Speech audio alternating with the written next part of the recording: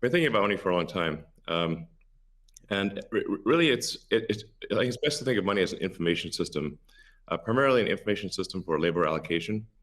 Um, and for practical purposes, it exists in a series of heterogeneous databases, like very different databases in bank mainframes around the world. It moves quite slowly in reality. It may seem to move fast sometimes, and it does with PayPal, which is real time. But the vast majority of the systems out there are batch processing. So the actual reconciliation may take 1 to 5 business days, sometimes longer. And you have the ACH system, which is ancient and still in operation, which is allows transfers effectively like a check would be an ACH transfer, but it's not secure. And you've got the credit card systems, which are also not secure. It'd be like handing your username and password to a stranger in a restaurant if you buy a meal. So there's definitely an opportunity for something that is better from an information theory standpoint. So and there you can think of it like data on a network. I think is the way to view it. What has the most throughput? What has the least error? What drops the fewest packets? Fraud, for example, being a source of error.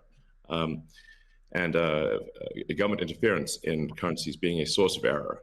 But it's fundamentally an information system. So I think it makes sense to support something that improves the quality of information with which we conduct the economy. And Bitcoin is a candidate for that. It does, I think, some things well, and it's obviously it's evolving, and there are additional things like Lightning being done on top of Bitcoin. But Bitcoin per se is mostly solving for scarcity, or rather solving for essentially having no throat to choke, decentralized.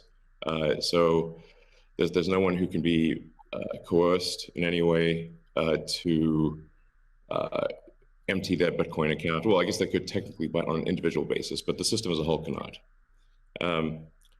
And it has an open ledger, which is also quite good.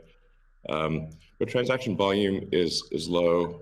Transaction cost is high, and usability for the average person is not yet very good. But it has a lot of potential. And I should say that, like, I'm not, and I apologize for taking a long time, but there certainly is a lot to say. In general, I'm a supporter of Bitcoin and the idea of cryptocurrency in general. But as I've said publicly, we do need to watch out for crypto taking, especially Bitcoin, using proof of work to maybe use energy that's maybe a bit too much and not necessarily good for the environment. So, but on balance, I support Bitcoin, and I'm not an investor. The only publicly traded stock I own is Tesla, and the only significant thing I own outside of Tesla is my SpaceX stock that could help create both companies. So, but apart from that, I do own Bitcoin, and Tesla owns Bitcoin, SpaceX owns Bitcoin, and then I do personally own a bit of Ethereum and Dogecoin, of course. So.